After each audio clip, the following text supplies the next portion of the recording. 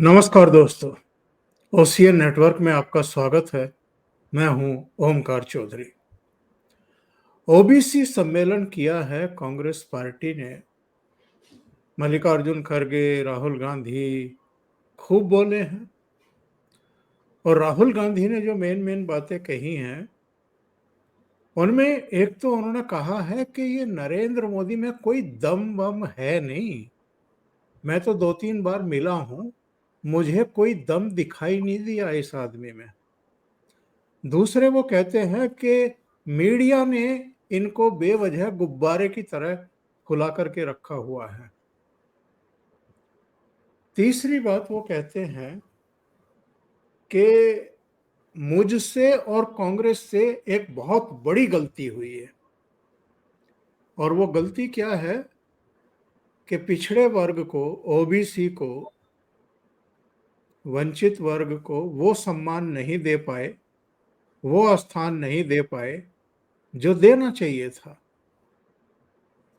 आपको याद होगा 2024 के जो लोकसभा चुनाव में कांग्रेस को 52 से बढ़कर के जो 99 सीटें मिली, इसमें उत्तर प्रदेश का भी योगदान था, महाराष्ट्र का भी था, राजस्थान का भी था, हरियाणा का भी था, कुछ दूसरे राज्यों में भी इनकी सीटें बढ़कर के आई।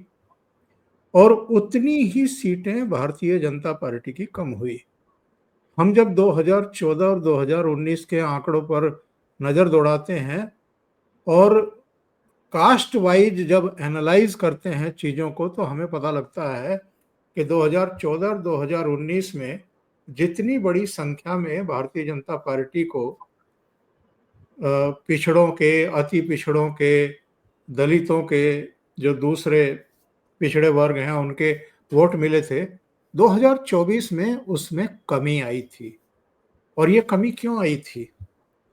क्योंकि राहुल गांधी हों, अखिलेश हों, ममता बनर्जी हों, शरद पवार से लेकर के तमाम दूसरे लोगों ने ये कहा था कि भारतीय जनता पार्टी अगर अब की बार 400 पार का नारा दे रही है तो ये संविधान बदल देगी और ये आरक्षण छीनने का काम करेगी। तो हमारे यहाँ के लोगों को बड़ी आसानी से भरमाया जा सकता है, उकसाया जा सकता है, भड़काया जा सकता है। तो नुकसान हुआ भारतीय जनता पार्टी को। एक बार काठ की हांडी चढ़ती है, दूसरी बार तो नहीं चढ़ती है। बाद में जब लोगों को समझाया गया और उनकी समझ में भी आ गया, तो हमने देखा कि लोकसभा और अब तक जितने राज्यों के चुनाव हुए हैं उनमें कांग्रेस की दुर्गति हुई और भारतीय जनता पार्टी के 3 राज्यों में मुख्यमंत्री बन गए, हरियाणा, महाराष्ट्र और दिल्ली। उत्तर प्रदेश के भी जब उपचुनाव हुए 10 सीटों के, उनमें से भी भारतीय जनता पार्टी ने 8 सीटें जीत ली। अब इनकी इस बात को लेकर के दुखी बंधी हुई है कि अगर ये पिछड़ा, अति पिछड़ा, दलित, ये सब फिर वापस भारतीय जनता पार्टी की तरफ लौट गया है, तो हम क्या करेंगे आगे आने वाले चुनाव में। तो अब वो कान पकड़ करके उठक बैठक भी कर रहे हैं, गलती भी मान रहे हैं कि हमने पिछड़ों को वो सम्मान नहीं दिया, कांग्रेस ने नहीं दिया। अरे भाई, 21 साल से तो आप भी राजनीति में हो, आपने क्या किया और अब क्यों आपको ये सुध आ रही है? सीधे जोड़ लेते हैं वरिष्ठ पत्रकार धीरेन्द्र पुंडीर जी के साथ, उन्हीं से जरा समझने की कोशिश करते हैं इनको इतनी जोर जोर की हिचकी क्यों आ रही है, ओबीसी, दलित और तमाम वर्गों की अब इस तरीके से याद क्यों आ रही है। क्योंकि ये तो वो कांग्रेस है जिसने नारे दिए थे, जात पर ना पात पर, मोहर लगेगी हाथ पर। धीरेन्द्र जी, बहुत स्वागत है, नमस्कार। तो दरअसल धीरेन्द्र जी, क्या हुआ है राहुल गांधी को, परेशानी क्या है? देखिए, सत्ता से दूरी जो है बहुत दिन तक बर्दाश्त नहीं होती उस पार्टी से जिस पार्टी ने बहुत लंबे समय तक राज किया हो। ये दरअसल अगर आप उस दौर को देखें, पहली बार आप 77 से 80 का दौर देखते हैं, फिर आप 89 से 91 का दौर देखते हैं, फिर 96 से थोड़े दिन का है, अप्रूवर है, आते जाते हैं, वही रहते हैं, फिर वापस आते हैं, और इसके बाद आप 2004 से 2014 तक इनके पास देखते हैं, 2014 का दौर देखते हैं, तो 10 साल का लंबा मैक्सिमम, कभी भी वो 6 साल का है उसका, इतना बड़ा कभी भी सत्ता से दूरी कांग्रेस की नहीं रही है। और कांग्रेस से दूरी का मतलब यह है कि कांग्रेस परिवार से इतनी बड़ी दूरी नहीं रही है, क्योंकि लास्ट कांग्रेस परिवार का, गांधी परिवार का सदस्य 89 तक था। मतलब अगर हम लोग देखें, माफ कीजिए, जब जनता दल सरकार बनी उस वक्त तक, लास्ट तक सिर्फ राजीव गांधी आखिरी परिवार थे, मतलब प्रधानमंत्री थे गांधी परिवार के। अब उसके बाद राहुल गांधी की उम्र जो है, अब वो युवाओं की उससे निकल चुके हैं, अब वो उसमें आ रहे हैं, अधेड़ हो रहे हैं, और उसके बाद फिर वहां से वो आगे की तरफ उनकी उम्र बढ़ेगी। उसी तरह प्रियंका को आप देखिए, दोनों जो है निकाल के रखे हुए हैं और दोनों बाहर सत्ता के करीब नहीं है। लिहाजा आप देखेंगे इस तरह के बयान, इस तरह की भाषा जो है तभी इस्तेमाल की जाती है जब आप बहुत फ्रस्ट्रेटेड हो, जब आपके अंदर मतलब एक राजनीतिक शिष्टाचार से कहीं दूर चले गए हो, और आप लगातार जिस तरह की बात कर रहे हैं कि साहब हमसे गलती हुई। अरे भाई, कांग्रेस का तो पहले से ये रहा कि दलित, मुस्लिम और क्या नाम, ब्राह्मण, ये तो वोट बैंक आपको भी मालूम है। ओंकार जी, यही कहा जाता था जब हम लोग लिखते भी यही थे, गांव में ब्राह्मण्स को देखते ही कहते थे साहब ये कांग्रेस ही है ना। उसी तरह से आपने दलितों को देखा और फिर आपने मुस्लिम वोट देखा। तो ये तो पहले से इनका कॉम्बिनेशन रहा, इसमें तो ओबीसी की कहानी नहीं आती है। उनके तो कॉम्बिनेशन ही ये था, बाकी सब लोगों को तो वो कुछ मानते ही नहीं थे कभी भी। और जो इन्होंने कहा साहब हमसे गलती होगी, तो गलती तो ये तो आपके जाने के साथ ही होगी, क्योंकि मंडल के साथ, ये तो मंडल लागू हुआ तब ये जो डिवीजन आया, मंडल के बाद तो आपके पास सत्ता ही नहीं है। काका कालेलकर की रिपोर्ट तो 50 के दशक में नेहरू जी के समय आ गई थी, उसको भी इन्होंने दबा करके रख दिया। मंडल आयोग की रिपोर्ट 80 में आ गई थी, उस पर भी कुछ नहीं किया इन्होंने। बल्कि अलग अलग समय पर नेहरू की चिट्ठियां, राजीव गांधी की चिट्ठियां तो ये बताती हैं कि ये लोग आरक्षण के खिलाफ थे पूरी तरीके से। देखिए, वो जब जिस दिन वो एमएचए में देने गए रिपोर्ट, बीपी मंडल, वो गए तो वो इतने उत्साह से रिपोर्ट तैयार करने के बाद फिर उन्होंने अपने सहयोगी को कहा कि मैं आज उसको फाइल में दफन कराया हूं मेरी तरफ से। वो इनका एकदम बिल्कुल सही आइडिया। आप ये सोचिए कि कब तक वो लगा रहा, ये मामला कब तक पड़ा रहा, जब तक वीपी सिंह ने ये फैसला नहीं किया कि मंडल आरक्षण लागू होगा। तो एक तो वो, लेकिन आप ये देखिए कि एकदम उलट जो गांधी परिवार की नीतियां थी, उनके भी खिलाफ खड़े हो गए राहुल गांधी। राहुल गांधी बाकी सब चीजों के खिलाफ तो है ही है, सत्ता की जो चाहत है वो उनको अपने ही परिवार की चलाई गई राजनीति के खिलाफ दिखाई दे रही है। श्रीमती इंदिरा गांधी गले में रुद्राक्ष और तमाम चीजें, और आप देखते होंगे कि अलग अलग मठों में, मंदिरों में उनका एक नैसर्गिक जाना था, उस पर अगर देखें। राजीव गांधी की शुरुआत जो है, ये अलग बात है। आप देखिए उस जो प्राइम मिनिस्टर, जो कांग्रेस के कैंपेन की शुरुआत अयोध्या से होती, और आप फैजाबाद में रैली होती है। आप सोचिए वो अपने उसकी रैली वहां से शुरू करते हैं।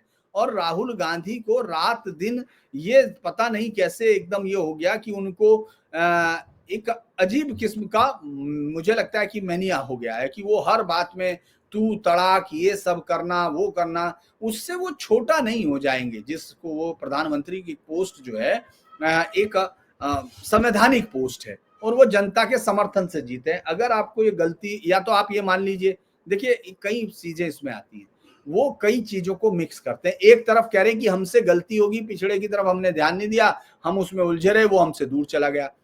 तो आप ये मान रहे हैं कि आपके चुनाव में हार जो है जेन्युइन थी।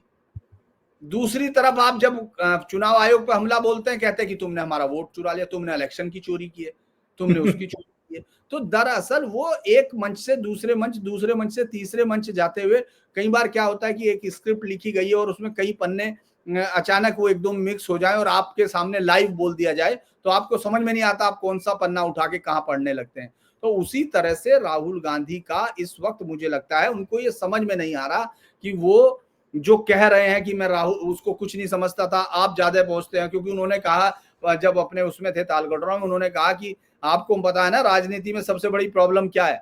तो उनके कार्यकर्ताओं को तो अब तक उन्होंने वही कहा था, उन्होंने कह दिया पीएम मोदी। इस पे कहा नहीं नहीं नहीं, नरेंद्र मोदी कोई प्रॉब्लम नहीं है, मैं उनसे 2-3 बार मिल चुका, सिर्फ शोबाजी है, उसमें कोई दम नहीं है, लोगों ने सर पे चढ़ा रखा है।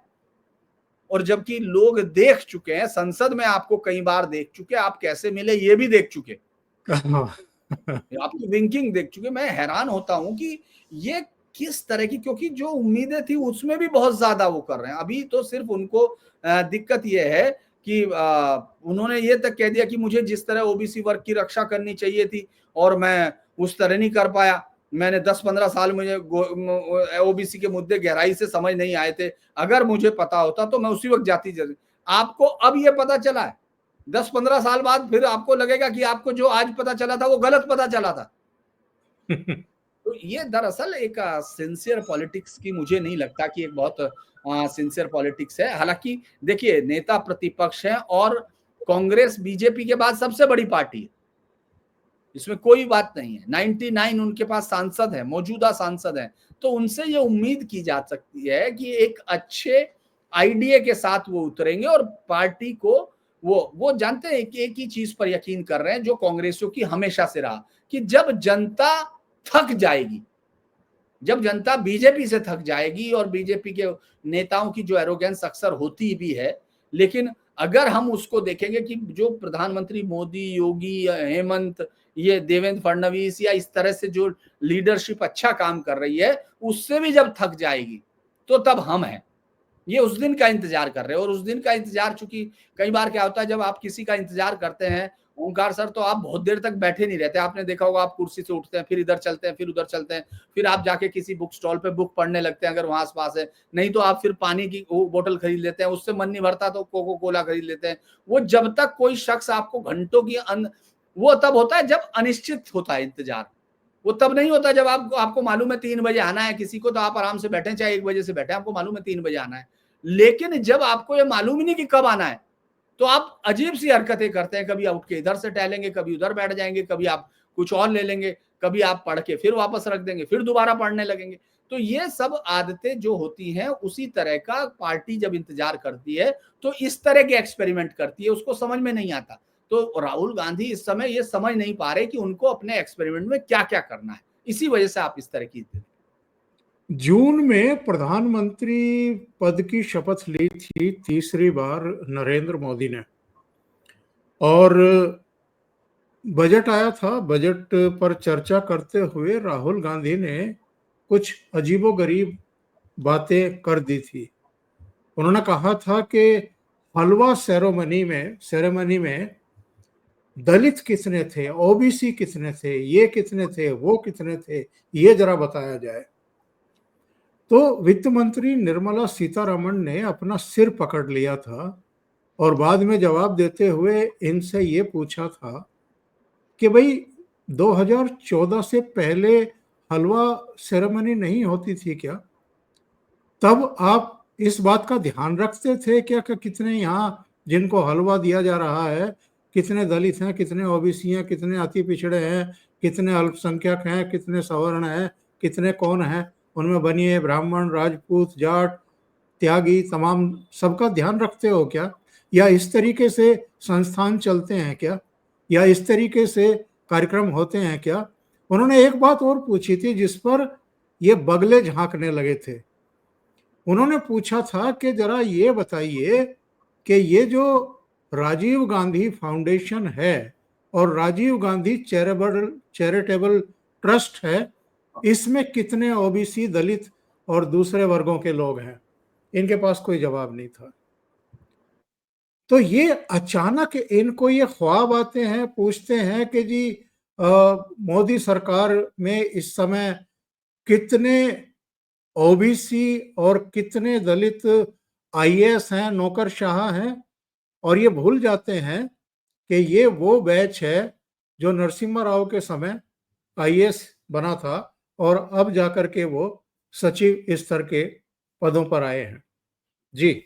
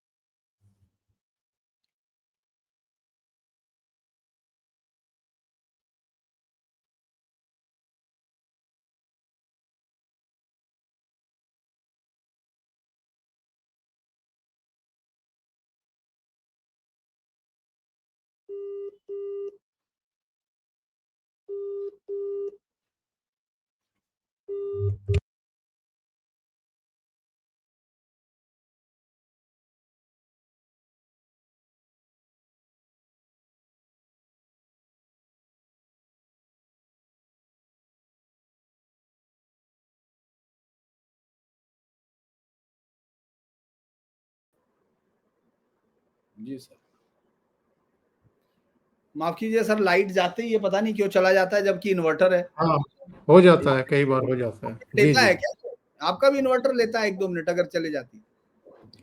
नहीं नहीं, मैंने एक्चुअल में उसको एक छोटा यूपीएस पर डाला हुआ है, इंटरनेट को। तो ठीक उसमें है। लगातार लाइट रहती ही है। लाइट चली भी जाए तो भी वो काम करता रहेगा, बंद नहीं अच्छा, होगा। तो मैं यूपीएस ले आता हूँ। हाँ। जी, चलिए। तो मैं ये पूछ कह रहा था, निर्मला सीतारमण ने इनसे पूछा था कि राजीव गांधी फाउंडेशन और राजीव गांधी चैरिटेबल ट्रस्ट में कितने ओबीसी, कितने दलित और कितने अति पिछड़े वर्ग के लोग हैं। तो इनके पास कोई जवाब नहीं था। दरअसल आप जिस तरह की चीजों पर जाएंगे, मैं ये समझता हूं कि जब आप इस तरह की चीजों पर जाएंगे तो वो कहीं ना कहीं जाके आपको घेर लेगी, क्योंकि जिस तरह की बात कर रहे हैं ये सेंसलेस बात कई बार लगती है। कि जैसे उन्होंने कहा कि कितने मीडिया में कितने लोग हैं, सीईओ कितने लोग हैं, क्या लोग हैं, और क्या उनको मालूम है, उनको ये मालूम है कि कितने लोग कहाँ हैं? क्या कोई उनके पास उनको डाटा भेजेगा? संस्थाओं से वो उन्होंने डाटा लिया हुआ है क्या? बहुत सारे लोग हैं, बहुत सारे लोग हैं जिनको देख सकते हैं, क्योंकि आप दोबारा से सबकी कास्ट पता करना चाहते हैं। मतलब आप ये समझिए जो सेंसलेस होने की जो सीमा है, मैं कई बार मुझे नहीं लगता, मैं एज ए पत्रकार बहुत लंबे समय तक ये मानता रहा हूं कि ठीक है, आपके हम लोगों को उनकी बहुत व्यक्तिगत आलोचना का वो नहीं होता, हम नीतियों पर बात करते हैं। लेकिन कई बार क्या होता है कि आप ये देखने पे मतलब आपको ये फील होना भी बंद हो जाता है कि सामने वाला कहना क्या चाहता है। उसको मल्लिकार्जुन खड़गे हो या उनके नेता, वो ये इशारा समझ चुके कि उनके युवराज चाहते क्या है, या बिना क्राउन के राजा जो है इस समय चाहते क्या है, लिहाजा वो भी उल्टा सीधा सब चीजें, ये तो कोई लेवल नहीं हुआ। और जिस तरह की राजनीति की बात आप कर रहे हैं वो तो राजनीति, क्योंकि फिर वो इस पर भी आएगी कि आपने जितने लोग अभी तक आपके पास आए हैं, आपके साथ मिले, उसमें से कितने पिछड़े थे, आप दिन भर कितने लोगों के साथ खाना खाते हैं, उसमें से कौन है आपके, अगर घर में 5 रोटी बनी है तो 2 रोटी पिछड़ों को जानी चाहिए, 1 रोटी उसमें से दलित को खाना चाहिए, 1 रोटी माइनॉरिटी को दो, तब एक आप खाओ। ये किस तरह का आइडिया है? मतलब वो समझ में ही नहीं आ रहा कि वो कहना क्या चाहते हैं। ठीक है और ये। चलो, मैं तो ये कहता हूं कि प्रधानमंत्री इस समय पिछड़ा है, राष्ट्रपति इस समय वनवासी हैं, आदिवासी हैं, इससे पहले राष्ट्रपति दलित थे। आप अपने प्रधानमंत्री पद के चेहरे किसी पिछड़े को, अति पिछड़े को, किसी दलित को क्यों नहीं प्रोजेक्ट कर देते?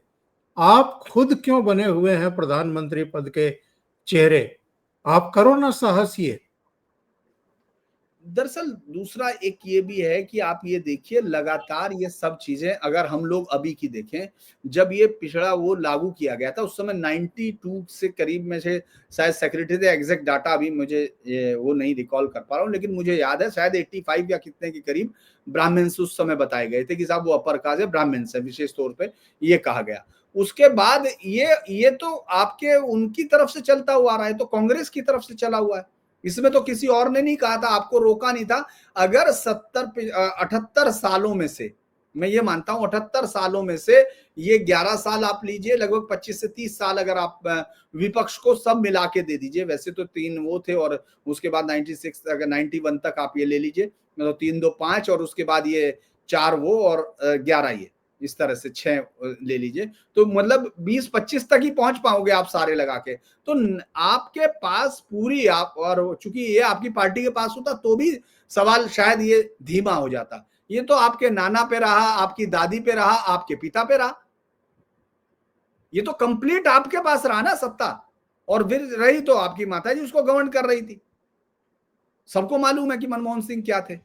तो उस वक्त ये समझ में नहीं आया, तो ये जो राजनीति की जो आपकी जो गुस्सा है, ये तो आपको अपने परिवार पर उतारना चाहिए सबसे पहले।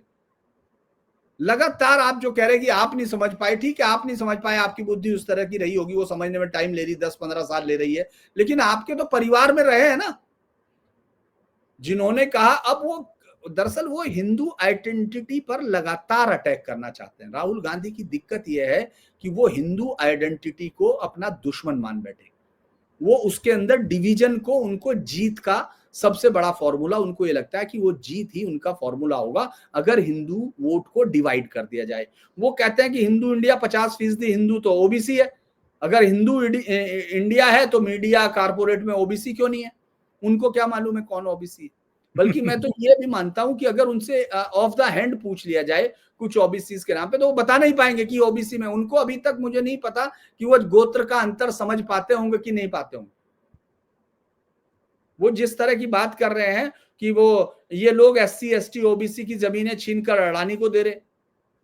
यार अडानी को पैसा मुआवजा दे रहा उनकी बीच है, डायरेक्ट है, आपने जो तय किया था वो है, आप जो फॉर्मूले थे वो सब एग्जिट कर रहे। सुप्रीम कोर्ट बैठा हुआ है, हाई कोर्ट बैठा हुआ है, वो फैसले सुना रहे हैं, सरकार के खिलाफ भी सुना रहे हैं। एनजेसी सरकार के खिलाफ ही पूरा का पूरा कई सारी चीजें सरकार की रुक जाती हैं, आप तब भी इसी तरह की बातें कर रहे हो। ये तो कोई समझ में आने वाली बात नहीं है। तो इसीलिए दरअसल बहुत सारी चीजें तो हम लोग ये समझते, जैसे उन्होंने आज कहा कि साहब वो जो है वो आप जो है बच्चे हम हिंदुस्तान से अंग्रेजी मिटा देंगे, ये बीजेपी के लोग कहते हैं। लेकिन उनसे पूछिए आपके बच्चे कहाँ पढ़ते हैं, वो तो विदेश में पढ़ते हैं, तो क्या वे हिंदी मीडियम में पढ़ते हैं? लेकिन इनके साथ में अंग्रेजी जरूरी है। उन्होंने रीजनल भाषाओं का नाम लिया और कहा इनके साथ अंग्रेजी जरूरी है। ये तो यार आपके चूंकि इसलिए जरूरी है कि आपके नाना जो है वहां से पढ़ के आए थे, आपके नाना के जो पिता थे वो भी उसी भाषा में निष्णात थे। तो आपकी मजबूरी है, देश की मजबूरी नहीं है। दुनिया में कहीं भी हो सकता है कि अपनी भाषाओं पे गर्व कर सकते हैं। चाइना को तो नहीं चाहिए अंग्रेजी, वो तो अभी भी कर रहे हैं। जापानी अपनी भाषा वो सीखते हैं, दूसरी भाषा भी सीखते हैं, लेकिन वो और अपनी भाषा। प्रधानमंत्री चाहे अमेरिका के राष्ट्रपति के साथ बैठे हैं या ब्रिटेन के प्रधानमंत्री के साथ बैठे हैं, हिंदी में बोलते हैं। ये गर्व का विषय है या शर्म का विषय है? मैं यही कह रहा हूं कि उनका तो मुझे तो लगता है कि वो कभी वो मल्लिकार्जुन कहते हैं कि मोदी खुद को ओबीसी बोलते हैं, जबकि वो पहले अपर कास्ट में थे। मुख्यमंत्री बनने के बाद उन्होंने अपनी कम्युनिटी को ओबीसी लिस्ट में डाल दिया। ओबीसी के लोगों के बीच में कहते हैं मैं पिछड़ा वर्ग का हूं, मुझे सताया जा रहा, लेकिन अब वो सबको सता रहे हैं। अब और आपसे ये भी पूछे गलत है, ये भी गलत है कि उन्होंने डाला ओबीसी सूची में, ये उनसे पहले ही डल चुका था। ये स्पष्टीकरण बीजेपी की तरफ से पहले ही आ चुका कि मोदी के टाइम में तेली समुदाय को ओबीसी लिस्ट में नहीं डाला गया, उससे पहले ही डाला जा चुका था।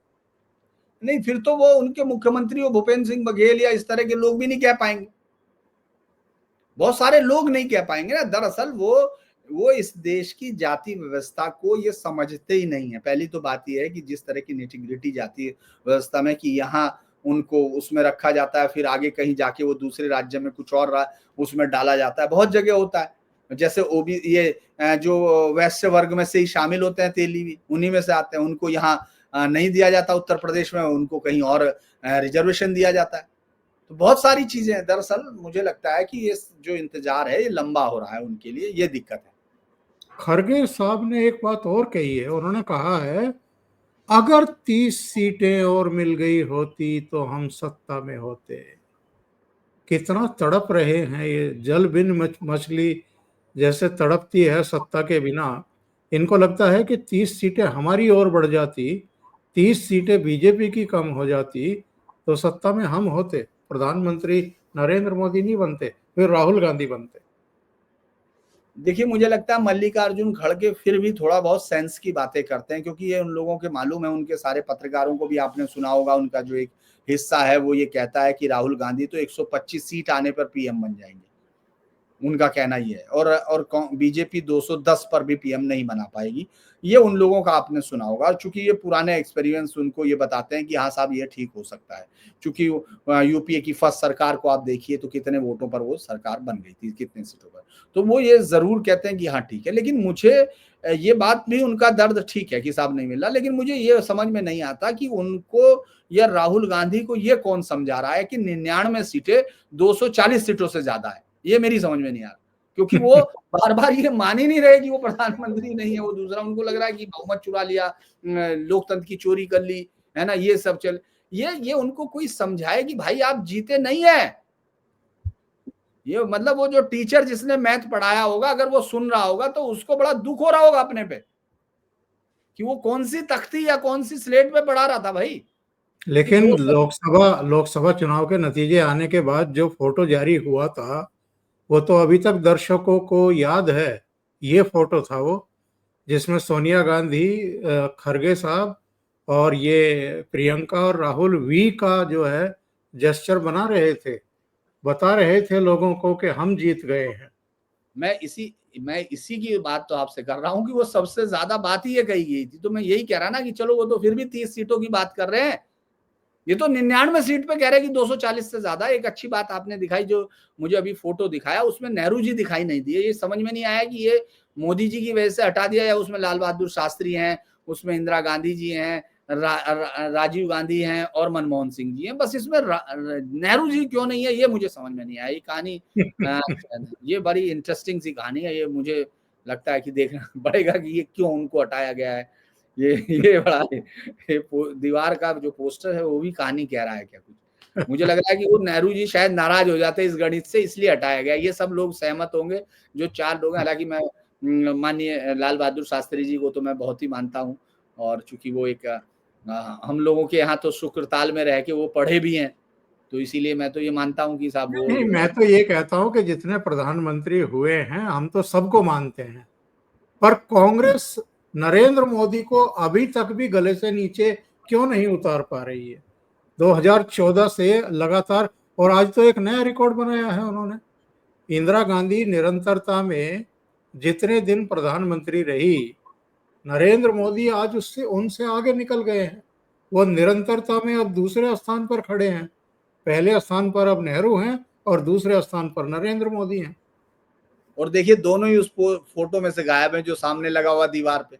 ये भी एक समानता है कि दोनों ही नहीं है। दरअसल मुझे लगता है कि अगर कांग्रेस इतिहास लिखने पे आएगी अब तो ये शक होने लगा कि वो इस पीरियड को क्या लिखेगी। जो मुगलों को मतलब जो लिखती है कि भाई वो बड़ा ही गोल्डन पीरियड था, अकबर महान था, ये तो सब नेहरू जी ने जो बिब्लिकल आर्टिकल दे दिए थे, इरफान हबीब हबीब कंपनी वो पूरी लिखती रही उस पर। और जो नेहरू जी ने लिखा था अपनी किताब में उसको वो झूठ कैसे साबित करती, वो तो 34-35 का लिखा हुआ है, 34-35 की किताब में है उनकी। तो आप ये सोचिए उसको वो झूठ कैसे साबित कर देते, लिहाजा उन्होंने उसको सच साबित करने के लिए बाकी सब गढ़ा। तो उसी तरह से मुझे लगता है कि ये जो पीरियड है अभी, चूंकि 15 साल तो पूरे होंगे भाई, 3 साल आपके पास तो पूरा 15 साल का तो है ही ना मैंडेट। तो इसको जब वो हिस्ट्री लिखवाएंगे राहुल गांधी, चूंकि वो उनको उसके लिए ढूंढना पड़ेगा कि हिस्ट्री लिखने में कितने दलित होने चाहिए, कितने मुस्लिम होने चाहिए, कितने ओबीसी होने चाहिए, और वो सब चीजें वो लिखेंगे। लेकिन उसमें उनका सबसे इंटरेस्टिंग मुझे ये लगेगा कि वो 15 साल में क्या डैश डैश डैश ऐसे करते हुए चले जाएंगे या क्या चलाएंगे। क्योंकि आप उनको प्रधानमंत्री मान नहीं रहे, मैं अपना प्रधानमंत्री नहीं मानूंगा, मैं तमाम चीजें नहीं मानूंगा, और वो ये है और वो ये है। तो आपको दरअसल कुछ चीजें मुझे लगता है हो सकता है कि आपके समर्थकों को इससे बहुत जोश आ रहा होगा, क्योंकि जो जातीय आधार पर वोट मिल रहा है या तुष्टीकरण के नाम पर वोट मिल रहा है उसकी छटपटाहट दिखती है। लेकिन जब आप अगर सत्ता में आते हैं, मुझे नहीं पता कि अब आएंगे या नहीं आएंगे, वो तो नहीं, वो तो जनता तय करती है, हम लोग उसमें बहुत बड़ा कोई रोल नहीं, हमारा भी एक ही वोट होता है। तो जो मुझे ये लगता है कि अगर आप आते हैं तो आप अपने आने वाली सरकार के लिए क्या प्रेसिडेंट सेट कर रहे हैं। एक बार प्रधानमंत्री नरेंद्र मोदी ने इनको लोकसभा में एक्सपोज किया था। जहां प्रधानमंत्री बैठता है वहां पर एक नेम प्लेट लगी हुई है। उन्होंने कहा कि इस नेम प्लेट पर केवल नेहरू, इंदिरा गांधी और राजीव गांधी का नाम क्यों है? बीच में जितने प्रधानमंत्री हुए हैं या राजीव गांधी के बाद जितने प्रधानमंत्री हुए, उनके नाम इस प्लेट पर क्यों नहीं लिखे हुए हैं? तो ये मानसिकता है ओवरऑल पूरे सिस्टम की भी और इन लोगों की भी। इनको लगता है कि राज करने का अधिकार केवल और केवल इनके अपने खानदान के पास है। बाकी जो जितने प्रधानमंत्री हुए हैं, चाहे इनके भी लाल बहादुर शास्त्री हो, पीवी नरसिम्हा राव हो, मनमोहन सिंह हो, गुलजारी लाल नंदा हो, कोई भी हुआ हो, उनके भी नाम वहां पर नहीं है। केवल इस परिवार के 3 लोगों के नाम है। देखिए ये तो व्यक्ति पूजा का सर्वोच्च उदाहरण है, क्योंकि जब 77 में श्रीमती इंदिरा गांधी हारी थी चुनाव, तो उस वक्त पहली बार वेस्टर्न मीडिया को लगा था कि यहाँ लोकतंत्र जो है सरवाइव करेगा। उनको ये लगा था, वरना उन्होंने ये माना था कि ये नेहरू खानदान ने इस पर एक कब्जा कर लिया। उनको ये लग रहा था कि जैसे नेहरू के बाद इंदिरा, इंदिरा के बाद उस समय तो खैर संजय थे, संजय होंगे या फिर राजीव रहे, फिर उसके बाद उनका कोई वल्दियत में होगा, उसके बाद फिर उसका वल्दियत होगा। चूंकि उन लोगों को ये भारत के साथ जो आजाद हुए देश थे, लगभग 66 देश उसके दशक के आजाद हैं, उनमें से ज्यादातर देशों में या तो मिलिट्री शासन लग गया था, या फिर बाद में अव्यवस्था हो गई, या फिर कोई कब्जे हो गए।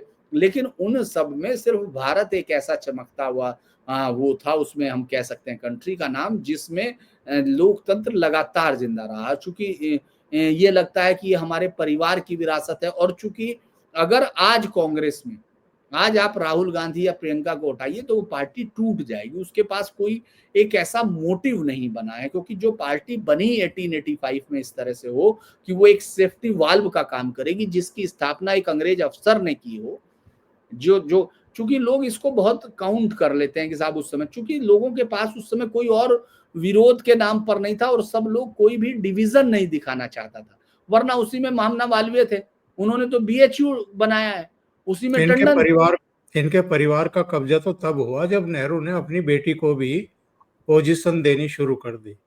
उससे पहले तो बहुत सारे ऐसे ऐसे नाम कांग्रेस के प्रेसिडेंट रहे हैं जिनको हम वाकई कह सकते हैं कि भारत माता के सच्चे सपूत रहे हैं वो। देखिए मुझे लगता है कि देखिए किस तरह से ये होता है कि पहले तो गांधी से पूरी कोशिश करके इनको लाहौर अधिवेशन के लिए कुछ वो दिलवाया जाता है कि अहम चीजें, मोतीलाल नेहरू लगातार दबाव बनाते हैं, फिर इनको वो अनिच्छा से स्वीकार करते हैं, फिर ये इस तरह से गांधी के प्रिय हो गए थे नेहरू जी। मैं ये नहीं कह रहा कि उसमें क्या है, कि हालत ये होती है कि चूंकि उस समय प्रेसिडेंट जो है, कांग्रेस प्रेसिडेंट वो थे अपने आजाद साहब थे, कलाम साहब थे, तो उनको हटाया जाता है, क्योंकि ये जो सरकार जब बनेगी, सत्ता दी जाएगी, तो पीएम किसको बनाएंगे, कांग्रेस प्रेसिडेंट के लिए इनको वापस लाया जाता है, जबकि वो लगभग शायद मुझे जहां तक याद है 5 या 6 बार से लगातार कार्यकाल था। चूंकि वो उनको मुस्लिम लीग से टकरा के उनका पैरेलल एक काउंटर नैरेटिव के लिए उनको बनाया हुआ था कलाम साहब को। अब आप सोचिए कि उसके बाद ये होता क्या है, ये उनको प्रेसिडेंट बनाया जाता है, उसके बाद जब तक वो रहते हैं, जब तक सरदार पटेल, उनकी उम्र नहीं रह पाए ज्यादा आजादी के बाद, चूंकि उनकी उम्र ज्यादा थी, वो नहीं रह पाए और उनकी तबीयत इस तरह हुई, वरना 1950 तक तो उनको पैरेलल चुनौती मिल रही थी। चूंकि वो उनका ये दुर्भाग्य है इस देश का कि वो जल्दी चले गए। उसके बाद एक तरफा पार्टी में जो है नेहरू जी के सामने, हालांकि गोविंद वल्लभ पंत या वो बड़े लोग थे, लेकिन वो नेहरू के सामने नहीं थे। तो एक जो कहें कि वन मैन कमांड हो गई, और उस समय भी लोगों को नहीं लग रहा था कि शायद ये नहीं करेंगे, लेकिन धीरे धीरे उनको दिखा, चूंकि असामयिक मृत्यु हो गई लाल बहादुर शास्त्री जी की, तो कोई ये समझ नहीं पाया, वरना तो ये हो सकता था कि इतिहास कोई दूसरा होता। तो बहुत सारी चीजें इस तरह होती हैं इतिहास में जो जिनका जवाब समय देता है। बहुत बहुत धन्यवाद धीरेन्द्र जी जुड़ने के लिए और महत्वपूर्ण मुद्दों पर चर्चा करने के लिए। और दर्शकों से निवेदन है, धीरेन्द्र जी के चैनल को सब्सक्राइब जरूर करें, उनको सपोर्ट करें।